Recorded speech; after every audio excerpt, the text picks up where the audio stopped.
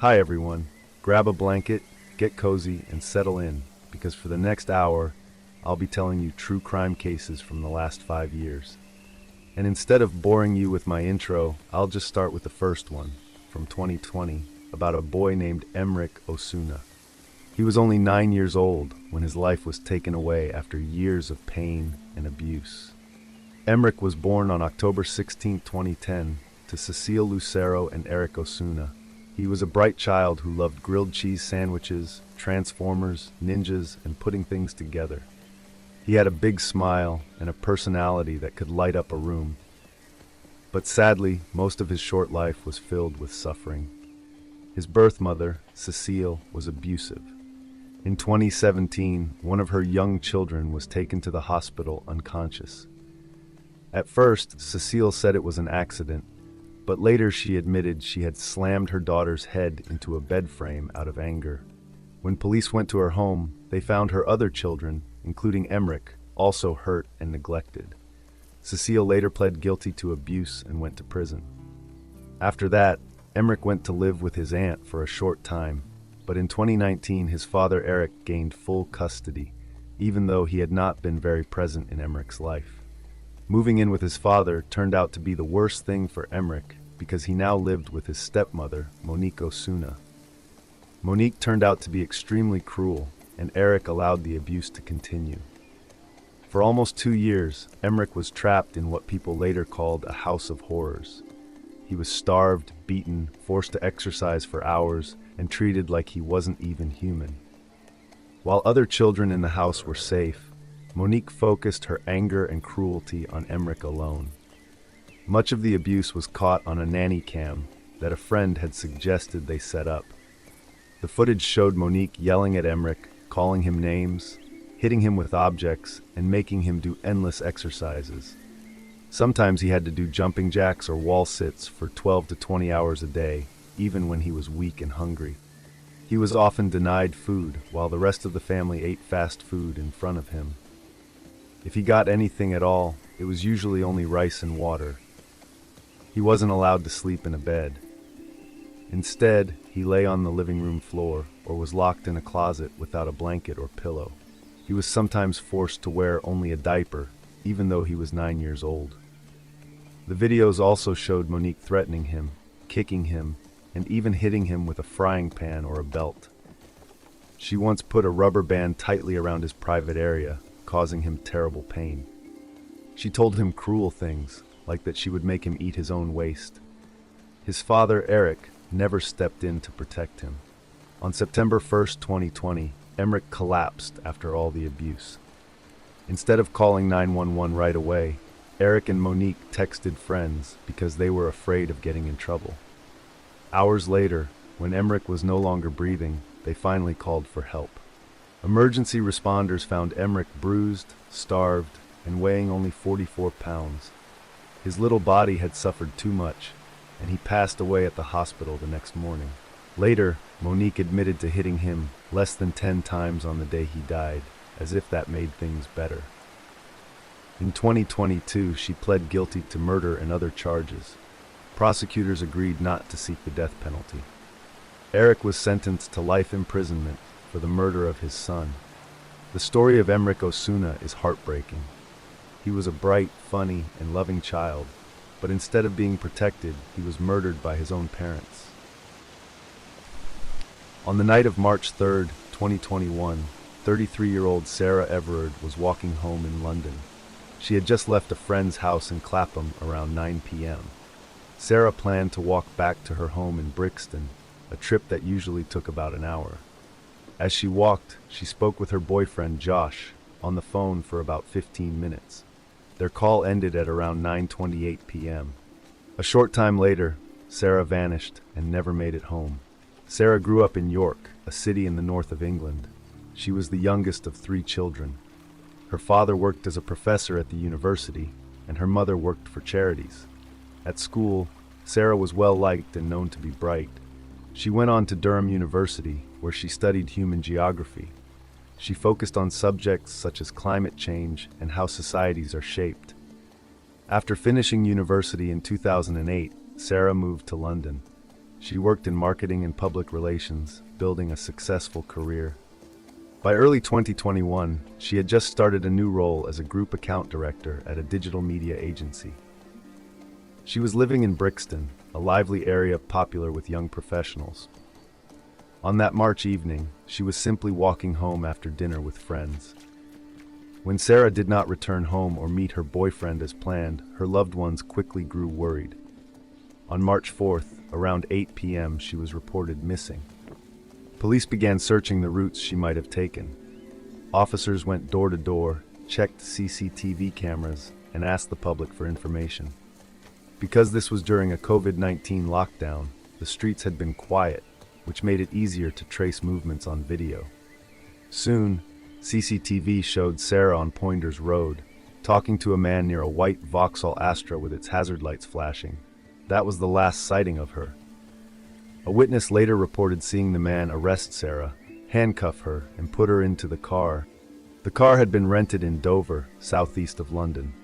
It was traced back to Wayne Couzens, a 48-year-old Metropolitan Police officer.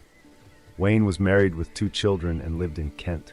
He had joined the police later in life, after working as a mechanic and serving in the Army Reserves. In 2021, he was working in armed diplomatic protection, guarding embassies in London. But Wayne had a dark history. He had been linked to incidents of indecent exposure in the past, though these were not properly investigated. Some colleagues even gave him the disturbing nickname, the Rapist. Investigators discovered Wayne had carefully planned what he did. Days before Sarah disappeared, he rented the car, bought carpet protector, and ordered a handcuff key. On March 3rd, after finishing a 12-hour shift at the U.S. Embassy, Wayne drove the rental car back into London. Sarah, after dinner with her friends, was walking home. Wayne stopped her while wearing his police belt. He falsely told her she was breaking COVID rules and arrested her. At the time, restrictions were strict and people were used to confusing changes. Sarah, never having been in trouble, trusted that he was a real officer. Instead of taking her to a station, Wayne drove her out of London to Kent. There, he assaulted her and strangled her with his police belt. He then hid her body in a woodland area near Ashford. Over the next days, Wayne tried to act normal. He returned the rental car, bought food and coffee, and even booked a vet appointment for his dog. He burned Sarah's body, placed the remains in bags, and hid them in the woods. Shockingly, he even brought his family to the same woodland for a day out. On March 9th, just 6 days after Sarah disappeared, police arrested Wayne at his home. At first, he denied knowing anything about Sarah. Then he invented a story about being forced by a gang to hand her over. His lies were quickly disproven. The next day, police searching woodland in Kent discovered human remains. These were confirmed to be Sarah Everard. Wayne Couzens was charged with kidnap, assault, and murder. In September 2021, he pleaded guilty. He was sentenced to a whole life term, meaning he will never be released from prison. Idaho College Murders 2022. Brian Christopher Koberger was born on November 21, 1994 in Albrightsville, Pennsylvania. He finished high school in 2013. As a teenager, he sometimes wrote online about his mental health struggles. He said he often felt no emotions, felt disconnected from the world, and had little sense of guilt. He admitted to feeling depressed and once told a friend that he had used heroin in the past. Brian's main life goal was to work with criminals and study them. In 2018, he earned an associate's degree in psychology from a community college. He worked as a security guard in a local school district. In 2020, he earned a bachelor's degree in psychology, and in 2022, he completed a master's degree in criminal justice. Later that year, he moved to Pullman, Washington to study for a PhD in criminology at Washington State University. He was also hired as a teaching assistant, but he lost that job in December 2022 because of problems with his behavior and performance. On November 13, 2022, at almost noon, a student named Bethany Funk called 911 from her house on King Road in Moscow, Idaho. She was upset and said something had happened at the house. Another young woman took the phone and explained that one of their roommates was not waking up. Police went to the house, which had 3 floors and 6 bedrooms. Inside, they made a shocking discovery. 4 students had been stabbed to death. Madison Mogan, age 21. Kaylee Goncalves, age 21. Xana Kernodle, age 20. Ethan Chapin, age 20. Madison and Xana lived in the house, along with Bethany and another roommate, Dylan Mortensen, who both survived. Kaylee had recently moved out but was visiting that night, and Ethan was Xana's boyfriend, who often stayed over. Police found Madison and Kaylee together in Madison's bedroom on the 3rd floor. Near them was a knife sheath made of leather.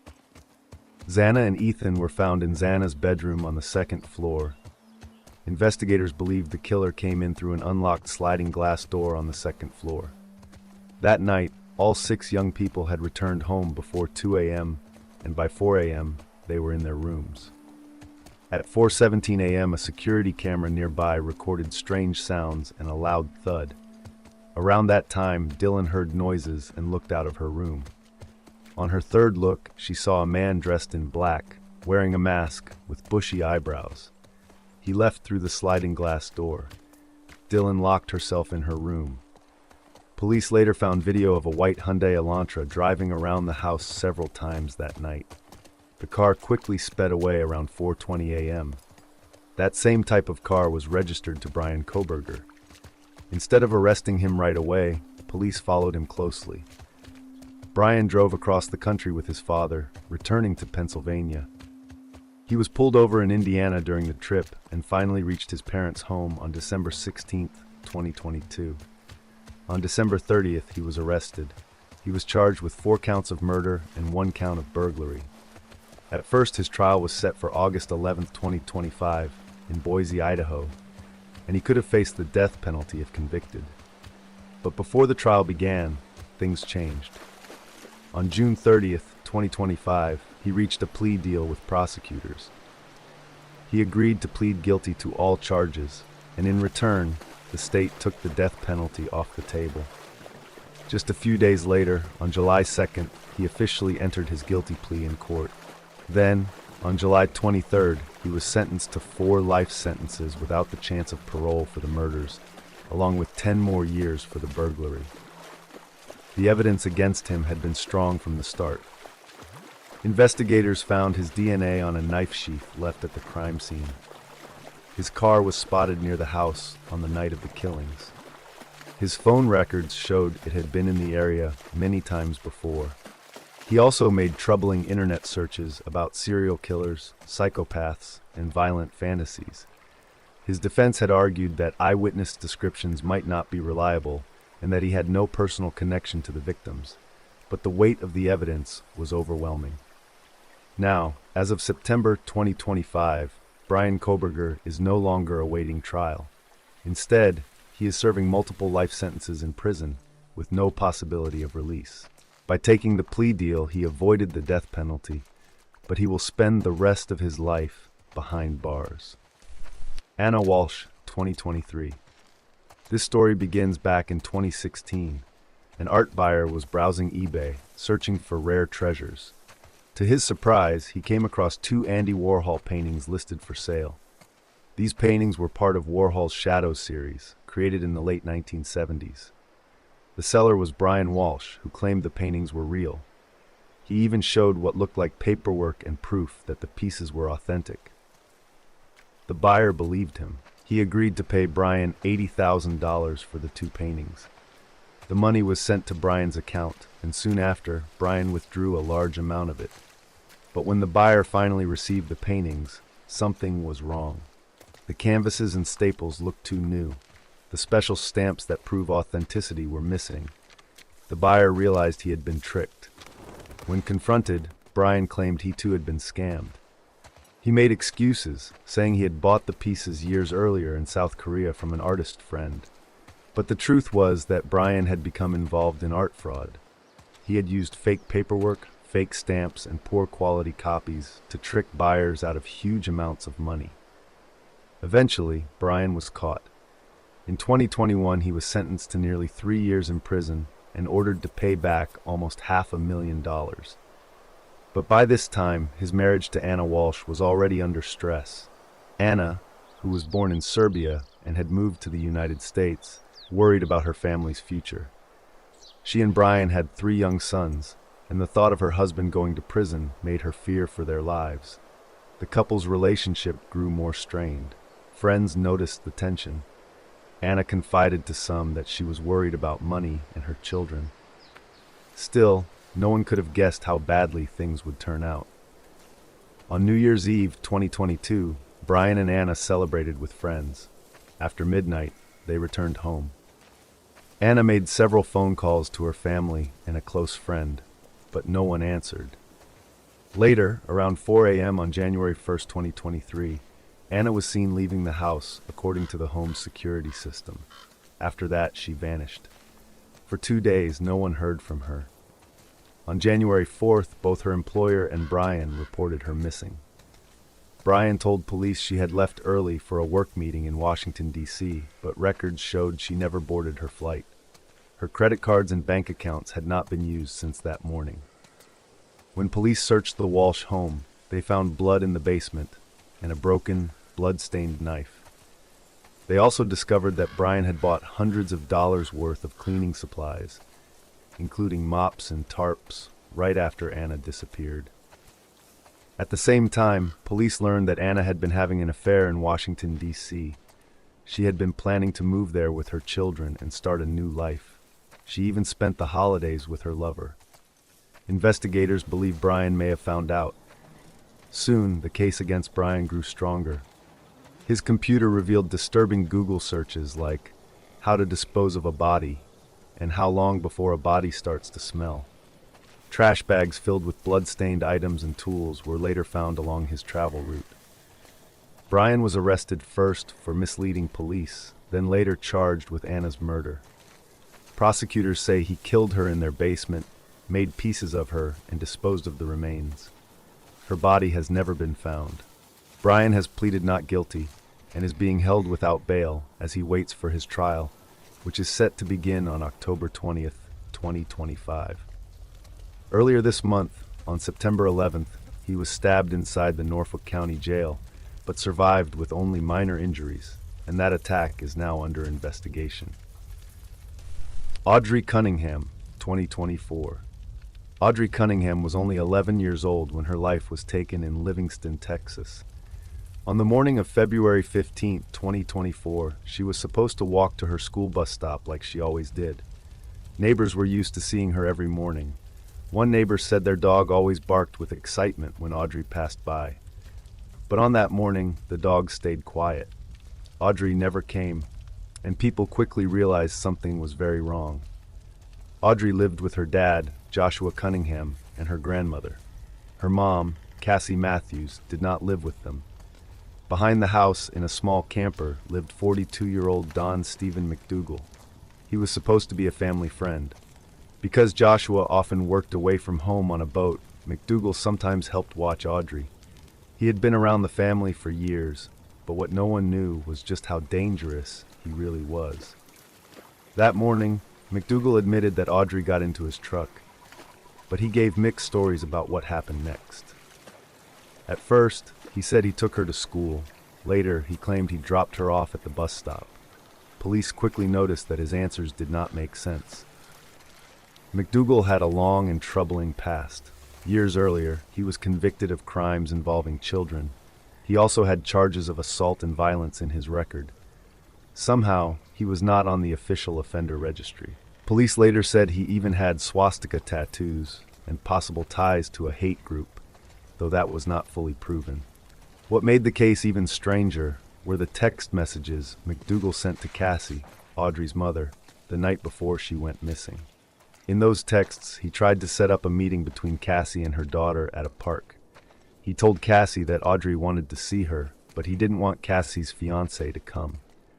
He wrote that Audrey didn't like him, even though she hardly knew him. He also called himself Audrey's favorite person and told Cassie the girl would not tell anyone about their talks.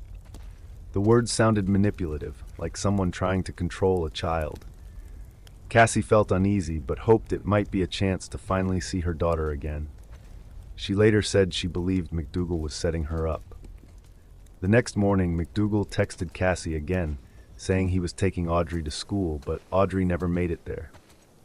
When she was reported missing, McDougal became the last person known to have seen her. Soon, her backpack was found near the Lake Livingston Dam. It was a heartbreaking sign. Police searched the area, and McDougal was brought there by investigators, but he never admitted what he had done.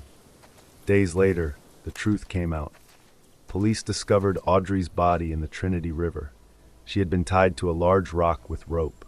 The medical examiner confirmed she died from blunt head trauma. It was officially ruled a homicide. McDougal was arrested and charged with capital murder. In court, he eventually pleaded guilty. He has now been sentenced to life in prison with no chance of parole. He will spend the rest of his life behind bars. For Audrey's family, the pain will never fully go away. She was a bright young girl with her whole future ahead of her, taken in the cruelest way. Travis Decker, 2025. Travis Caleb Decker was born on August 15, 1992 in Wenatchee, Washington. Wenatchee is a town of about 35,000 people, located around 148 miles east of Seattle. Travis served in the Army and spent time in Afghanistan. In 2021, he joined the Washington National Guard. Around 2015, Travis married a woman named Whitney. They had 3 daughters together: Peyton in 2016, Evelyn in 2017, and Olivia in 2019. But their marriage did not last. In 2023, Travis and Whitney divorced. At first, they agreed on a parenting plan that allowed both to share time with the girls. But soon, problems started to appear. Whitney grew worried because Travis lived a very unstable lifestyle. He often did not have a permanent place to live and stayed in motels, campgrounds, or in his white GMC pickup truck. In September 2024, Whitney went to court asking for the parenting plan to be changed. She said Travis was struggling with stability, and this was hurting their daughters. She also mentioned that Travis had serious mental health problems, including borderline personality disorder and narcissism, which had worsened after his Army service. Even so, Whitney said she wanted Travis to remain in the girls' lives. She admitted he loved them deeply and had sacrificed a lot for his country. She only wanted him to get better for their sake. There were a few incidents that made Whitney even more alarmed. In August 2023, one of the girls was found unconscious with a bathrobe tied around her neck at Travis's mother's home. He did not tell Whitney about it. Later, in December 2023, another daughter hurt her fingers when Travis was not paying attention. Because of these concerns, the court ordered Travis to be evaluated for anger management and domestic violence issues. He was also told to attend counseling twice a month. His visitation was restricted to specific hours every other weekend, and he was not allowed overnight visits. Travis argued against this, saying his daughters could learn from his lifestyle, but the judge disagreed.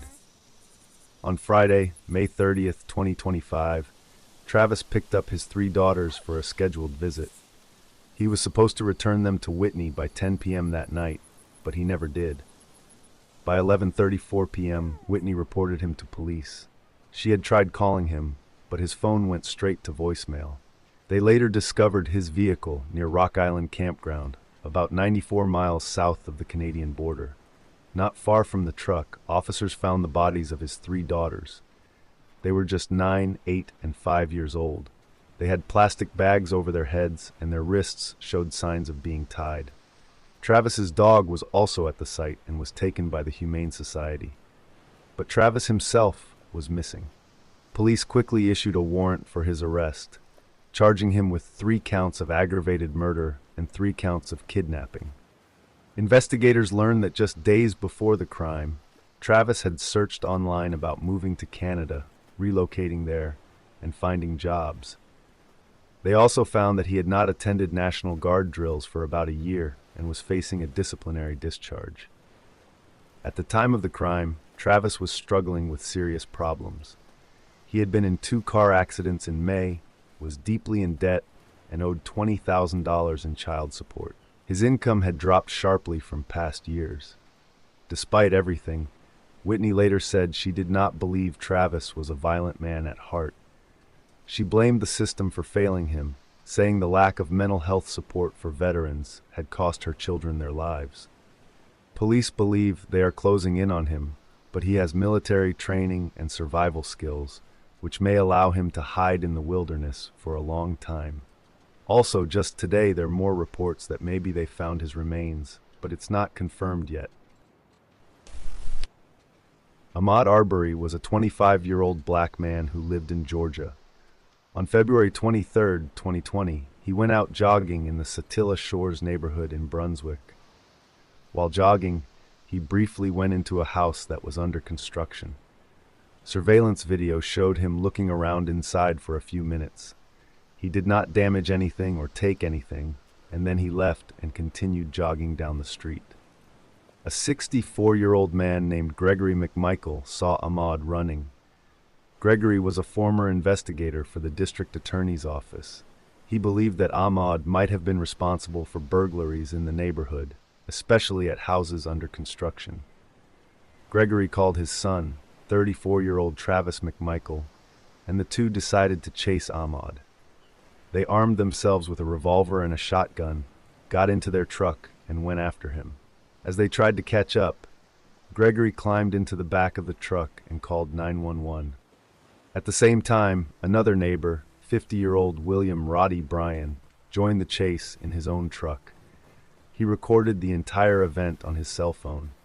Bryan tried to block Ahmaud with his truck and may have even hit him during the chase.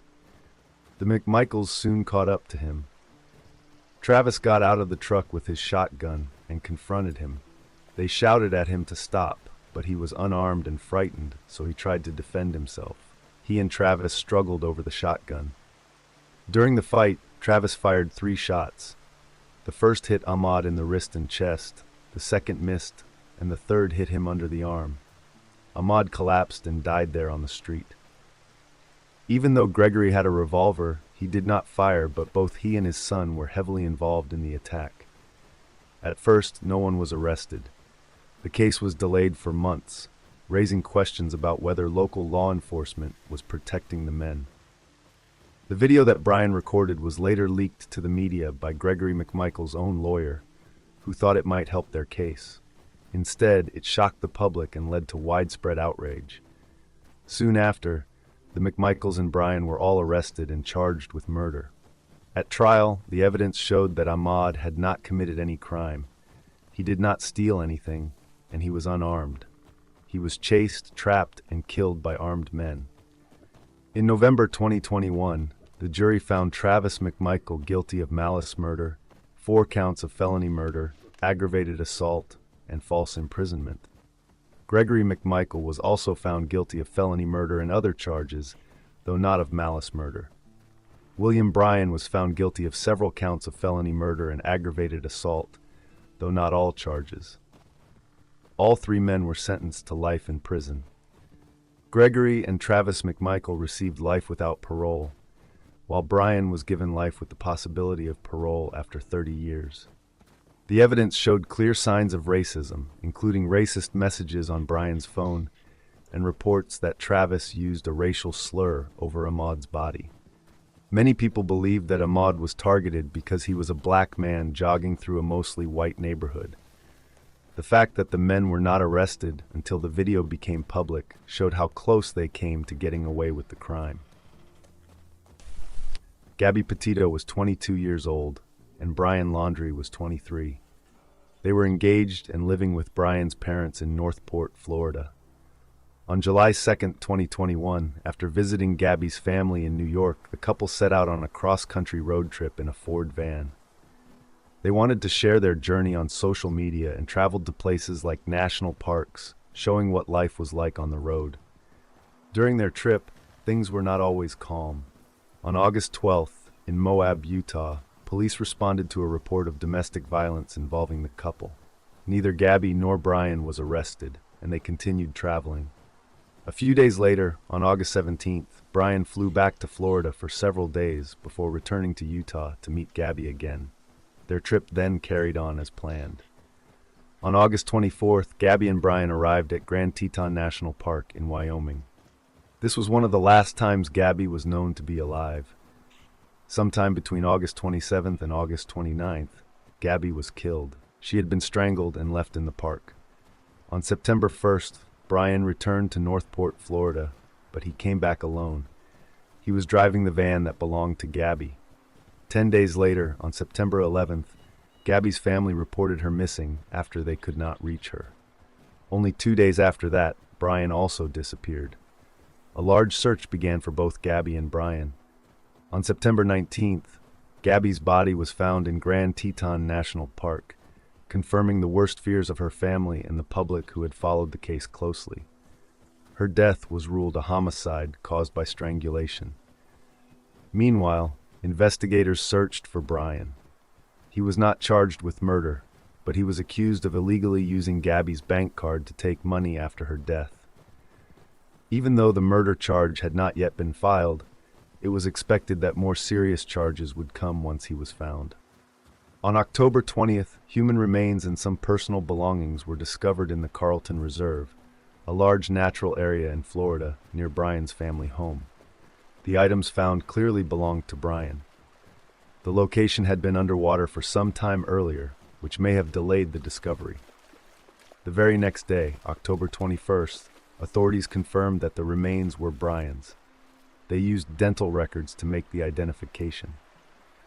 The story of Gabby Petito and Brian Laundrie captured national and international attention. Many people followed updates day by day as searches went on across different states. While many questions about what exactly happened in the final days may never be answered, the timeline of events shows how quickly things escalated. What began as a trip for excitement and discovery instead became one of the most widely covered true crime cases in recent years. Laken Riley, 2024. Laken Riley was born on January 10, 2002, in Marietta, Georgia. She grew up in Woodstock, Georgia, where she went to high school and graduated in 2020.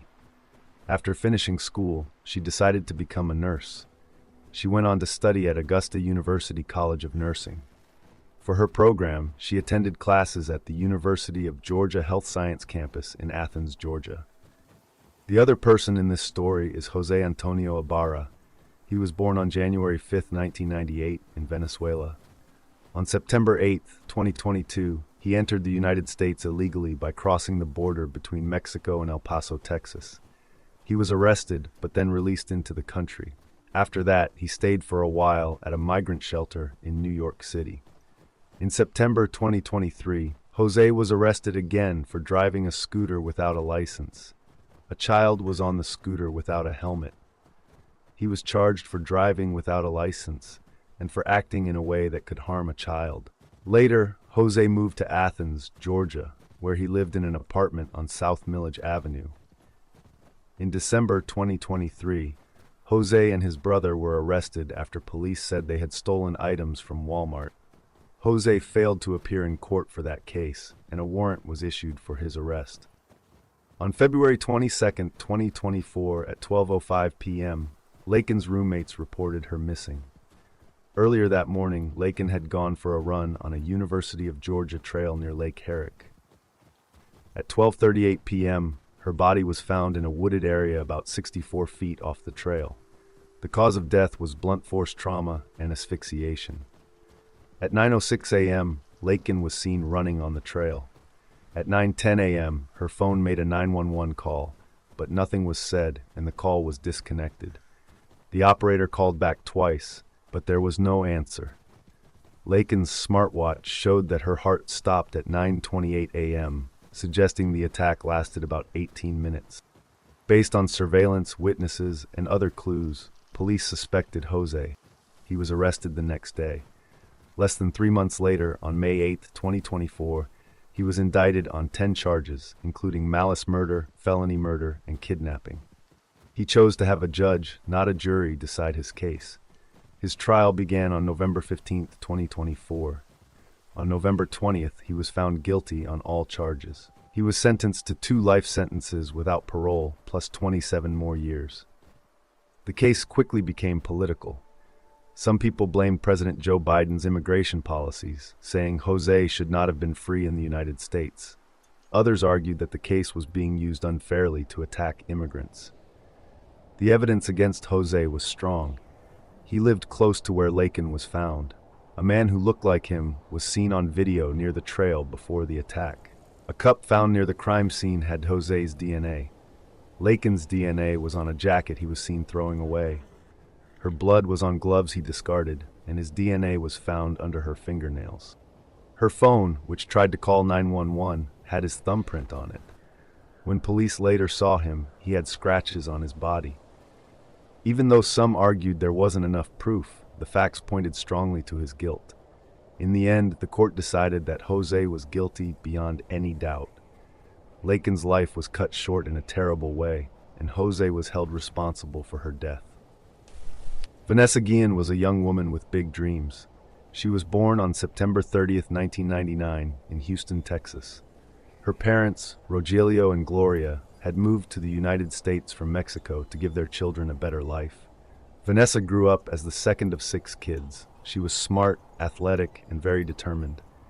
At school, she was part of the gifted program, took advanced classes, and played both soccer and track. She also loved the gym and often called herself a gymholic. After high school, Vanessa decided she wanted to serve her country. She felt grateful for the opportunities her family had received and wanted to give back. Just 1 week after graduating in 2018, she left for basic training at Fort Jackson in South Carolina. She later trained at Fort Lee in Virginia, where she learned how to repair weapons and artillery. When her training was complete, she became a private first class and was stationed at Fort Hood, Texas, only a few hours from home. Vanessa worked hard, kept the armory in perfect order, and quickly earned a promotion to specialist. She was also engaged to her longtime boyfriend, Juan Cruz, who had proposed in March of 2020. From the outside, everything seemed to be going well. But her family began to notice changes in her. Vanessa eventually told her mother that a sergeant at Fort Hood had been harassing her.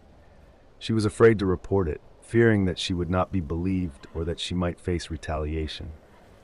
Vanessa promised her mom she would handle it herself. On April 22, 2020, things took a tragic turn. That day, Vanessa's mother and sister, Myra, did not hear from her. This was unusual because Vanessa always stayed in touch with her family. By evening, Myra and Gloria drove 3 hours to Fort Hood to check on her. When they arrived, they were told Vanessa had gone missing after lunch. Her belongings, including her car keys, ID, and bank card, were still in the armory. Witnesses recalled seeing her go to another armory, which was run by specialist Aaron Robinson. Around the same time, Robinson was seen moving a heavy box out of the armory. At first, the Army did not treat her case with urgency. They seemed to think she might have just left on her own. But her family knew this was not like Vanessa. Slowly, search efforts grew. Other soldiers became worried, and soon, outside agencies like the FBI and Texas Rangers got involved. A reward was offered for information, and protests began at Fort Hood demanding answers. On June 30th, 2020, more than 2 months later, contractors found human remains near the Leon River, about 20 miles from Fort Hood. The body had been badly burned, taken apart, and partly buried under concrete. The remains were confirmed to be Vanessa. Investigators quickly turned to Aaron Robinson, the last person to see her alive. His phone records showed he had been near the Leon River the night Vanessa disappeared.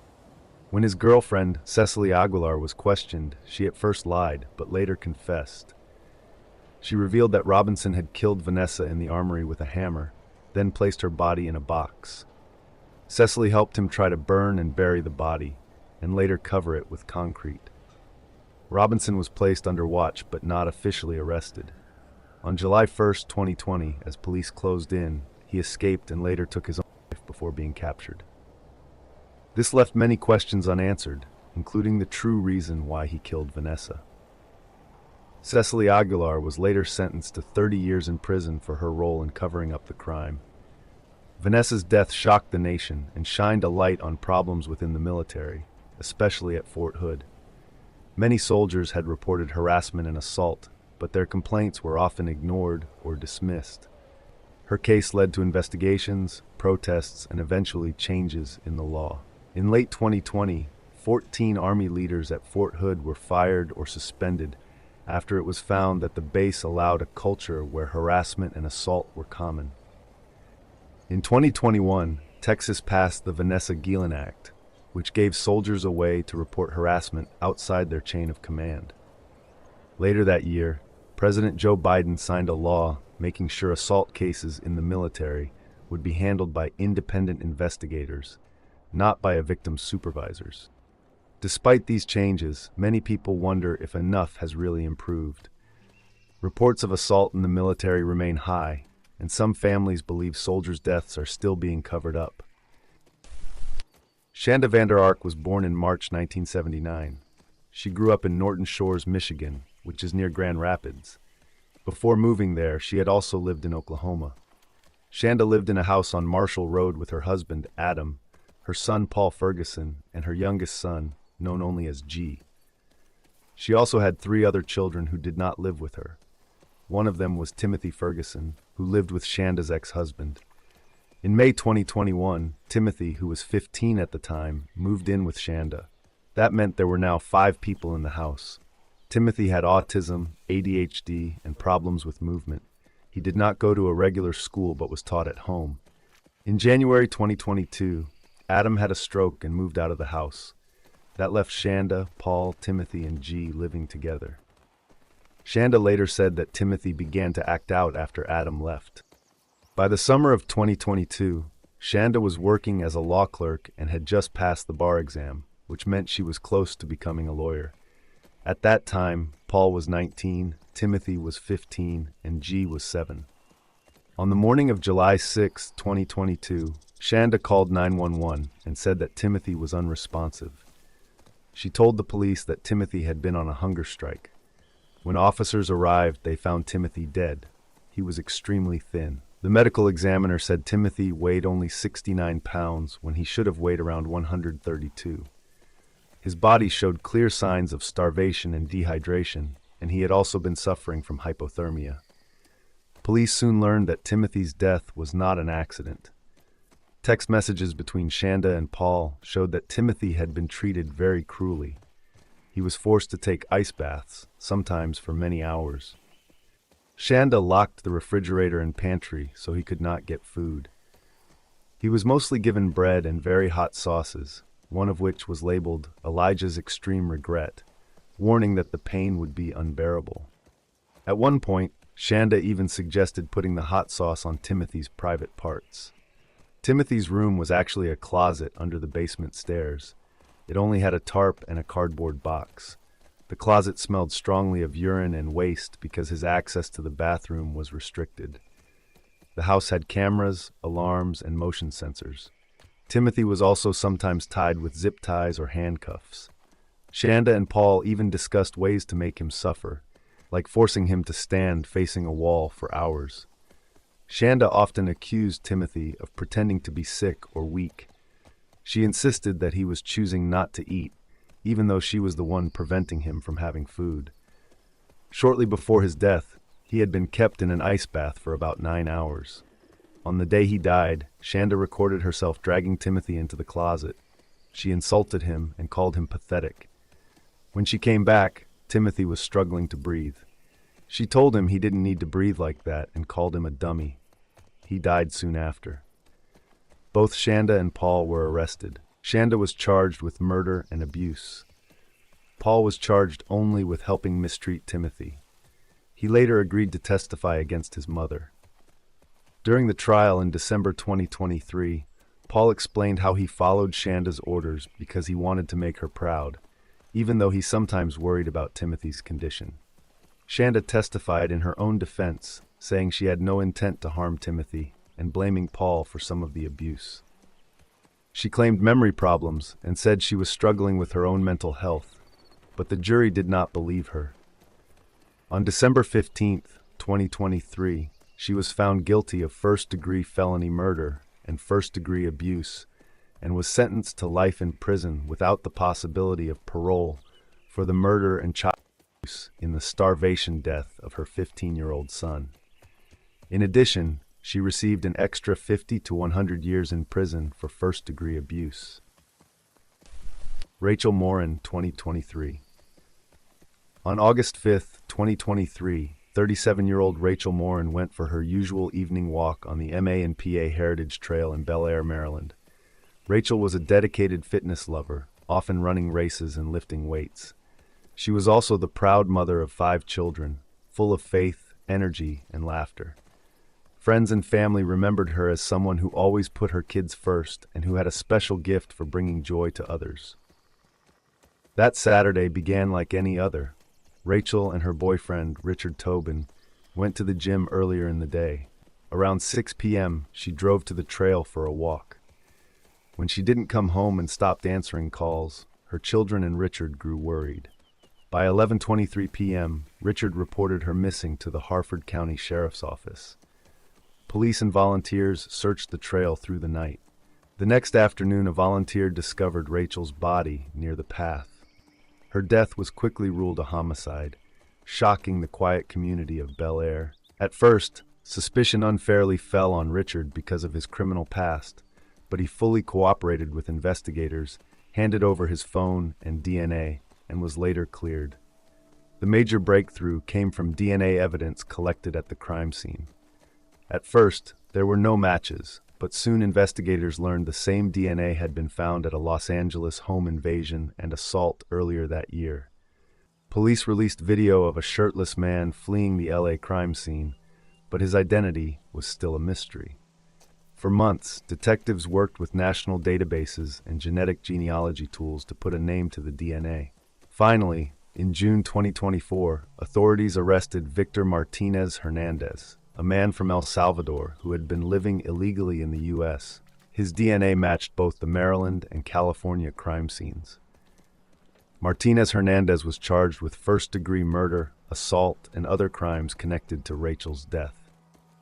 The trial began in March 2025, and prosecutors laid out the brutal details. Rachel had been attacked, dragged into a culvert, beaten with rocks, strangled, and assaulted. They described a long trail of blood leading to where she was found. Witnesses included Rachel's family and her boyfriend. The defense tried to raise doubt, but the evidence, including DNA found throughout the crime scene, was overwhelming. In April 2025, the jury found Martinez Hernandez guilty on all charges. In August 2025, he was sentenced to life in prison without parole, plus additional consecutive life terms and decades more time. The judge called the crime unspeakably violent, and Rachel's family delivered emotional statements about their loss.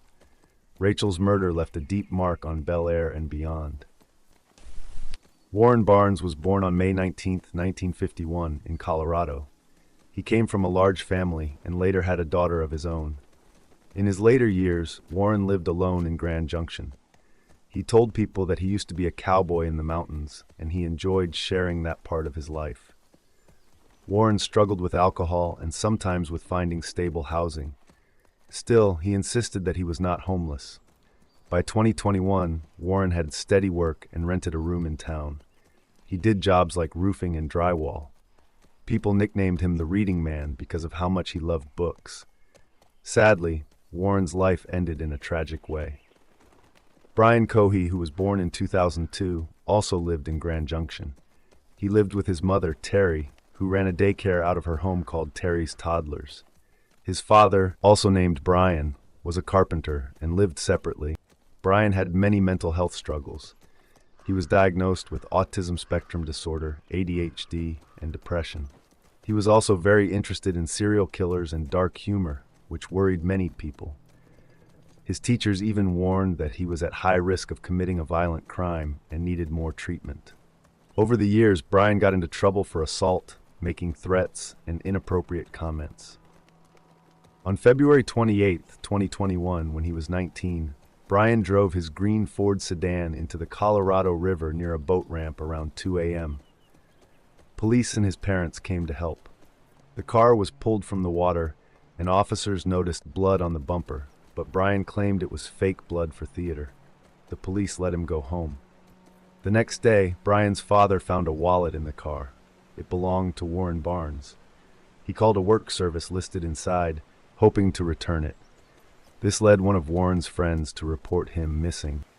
That same day, Brian's mother called 911 after finding a human head in a plastic bag in Brian's closet. When police confronted him, Brian admitted to killing Warren with a knife. He was arrested immediately. At the station, Brian explained what happened. On the night of February 27th, he drove around wearing a Michael Myers mask and blue coveralls, carrying a knife, bat, and gloves. He found Warren sleeping outside near a footbridge. Brian stabbed him 30 to 40 times. When Warren asked why, Brian said, "I have wanted to do this for a long time." He then took Warren's head and hands and later dumped the body in the Colorado River. His car got stuck while trying to back into the water. Brian admitted he had been driving around for months, looking for a victim he thought police would not care about. He said killing was surprisingly easy and that he felt excited while doing it. He was charged with first-degree murder and other crimes. At trial in January 2023, Brian pleaded not guilty by reason of insanity. Mental health experts disagreed about his condition. Some said he had psychosis, while others believed he was simply violent and planned the crime carefully. In the end, the jury found him guilty of murder, tampering with a body, and tampering with evidence. He was sentenced to life in prison without parole, plus more than 13 years. Brian believed he would only serve about 15 years, but instead he will spend the rest of his life behind bars. Many experts believe that if he had not been caught, he may have tried to become a serial killer. He had already killed animals in the past and studied famous killers. However, his poor planning and reckless behavior made it unlikely that he could have gotten away with more murders. Karen Reed, 2022. Karen Reed was born around 1980 and grew up in Taunton, Massachusetts. After finishing high school in 2001, she went to Bentley University. There she earned a bachelor's degree in finance and later went on to complete both a master's degree and a PhD in finance from the same school. Karen worked in several jobs connected to finance. She was also a faculty member in the finance department at Bentley University. When Karen was in her 20s, she dated a man named John O'Keefe. Around 2020, the two reconnected and started dating again. Karen often stayed at John's house in Canton, Massachusetts, which is about 30 minutes south of Boston. John was a Boston police officer and lived with his niece, who was 14, and his nephew, who was 10. On January 29, 2022, police got a 911 call that John O'Keefe had been found lying in the snow outside 34 Fairview Road. There was a heavy snowstorm that night, and temperatures were extremely cold. When emergency responders arrived, they found John on the ground. He was not breathing and was very cold. He was taken to the hospital, where he was pronounced dead. Investigators said John had died from blunt force trauma and hypothermia. His skull was fractured, and the freezing weather made his condition worse. The night before, on January 28th, John and Karen had been at the Waterfall Bar and Grill in Canton with friends. Video cameras showed them arriving at 10:54 p.m. Karen was holding a drink, and according to witnesses, she seemed fine with John, with no arguing between them. Around closing time, the group was invited to the home of Brian Albert, a police officer, who lived at 34 Fairview Road. This was the same location where John's body was later found. John and Karen left the bar together at 12:11 a.m.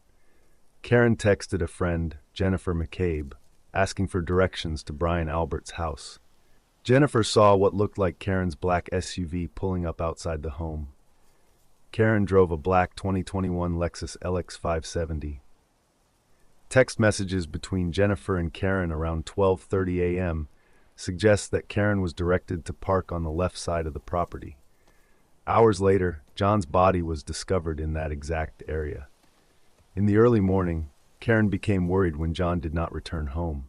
She asked John's niece to call Jennifer McCabe, saying she could not find him.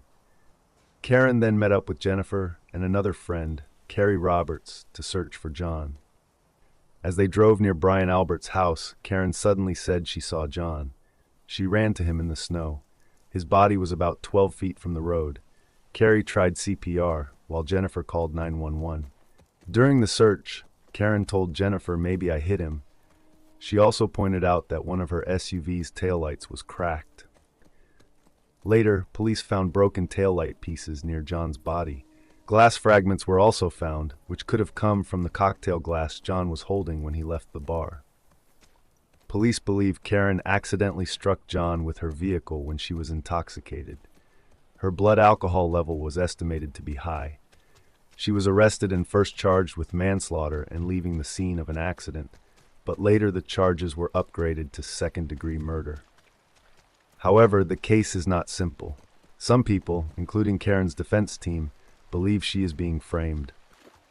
They claim John may have been killed inside the house by someone else, possibly during a fight, and that police covered it up.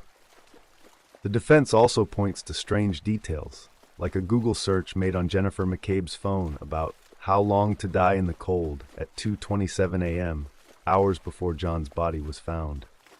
The state says the evidence clearly shows Karen's SUV hit John. The defense argues that the evidence was planted and that Karen never struck him. On June 18, 2025, a jury found her not guilty of the most serious charges, including second-degree murder, manslaughter while operating under the influence, and leaving the scene of an accident that caused death. However, she was found guilty of operating a vehicle under the influence. For that, she was sentenced to 1 year of probation, along with conditions such as treatment and a license suspension. Many people still remain divided about what happened the night John O'Keefe died. Some believe Karen was wrongly accused and framed, while others believe she may have been responsible, but the state failed to prove it beyond a reasonable doubt. Taylor Parker, 2020. Taylor Renee Parker was born on December 8, 1992, in New Boston, Texas, a small town west of Texarkana. Around 2010, she had a daughter, and in 2011, she married a man named Tommy. Together, they had a son in 2013. In 2014, Taylor had a sterilization procedure, and the following year she had a hysterectomy. Her marriage with Tommy soon fell apart. He accused her of cheating, and by 2018, they divorced. Taylor gave up custody of her son to Tommy and later owed more than $8,000 in child support. Just 11 days after the divorce, she married Hunter Parker, but that marriage ended in 2019. After leaving Hunter, Taylor went to a rodeo and met Wade Griffin, who worked as a roofing supervisor. They began dating, but Wade admitted he never truly loved her. Taylor, desperate to keep the relationship, began lying. She made up a story about buying a $4.5 million walnut farm. Wade stayed with her for a time, but the farm deal never happened. Later in 2019, Taylor started claiming she was pregnant. This was not the first time that she faked pregnancy. To make it seem real, she created fake ultrasounds, posted online about being pregnant, said she had morning sickness, and even wore a fake belly. She told people she was expecting a daughter named Clancy Gale. On October 9, 2020, Taylor was pulled over by police near DeKalb, Texas. She had a newborn in her lap with the umbilical cord still attached. She was taken to a hospital in Oklahoma, but the baby died a few hours later. At nearly the same time, police in New Boston received a 911 call. The caller was the mother of 21-year-old Reagan Hancock. She had gone to her daughter's home and found a horrific scene. Reagan had been stabbed over 100 times and was dead. Reagan had been 34 weeks pregnant, but her baby was gone. It quickly became clear that Taylor Parker had killed Reagan and taken her unborn child. At the hospital, doctors confirmed Taylor had not given birth. She later admitted to attacking Reagan. In 2022, she was convicted of murder and kidnapping and sentenced to death. Looking deeper into her past, Taylor had a long history of lying. She faked illnesses like strokes and multiple sclerosis, tricked doctors, and created countless false stories to keep men in her life. She also lied to welfare services for years about her pregnancy status, income, and household. Even in jail, Taylor continued her games. She demanded medical equipment she didn't need, tore her clothes to act seductive, and had relationships with other inmates. She claimed she had rich family land, oil money, and even a Netflix movie deal. At one point, she even offered to help the FBI solve murders. She also tried to create a false story for her case. She asked another inmate to lie and say she saw someone else commit the crime. The plan failed when the inmate told authorities. Her ex-boyfriend Wade testified about the many lies Taylor told him. She invented fake people, bank executives, lawyers, even a police officer, to make her stories believable. She created paperwork and excuses to cover her tracks. Wade admitted he believed her at the time. Sadly, Taylor's lies and manipulations grew worse over time. Before killing Reagan, she searched online about pregnancy, home births, and ways to fake being pregnant. She visited hospitals and stores where pregnant women might be. She even watched a video of a baby being born at 35 weeks, just like Reagan's stage of pregnancy. Experts who studied Taylor gave different opinions. Some said she showed traits of several personality disorders, such as narcissistic, borderline, histrionic, and antisocial. Others claimed she had no mental illness, but her actions showed she was manipulative, attention-seeking, and lacked empathy. Taylor killed an innocent young mother simply to continue her lies. She did not care about her victims. She cared only about keeping her fantasy alive.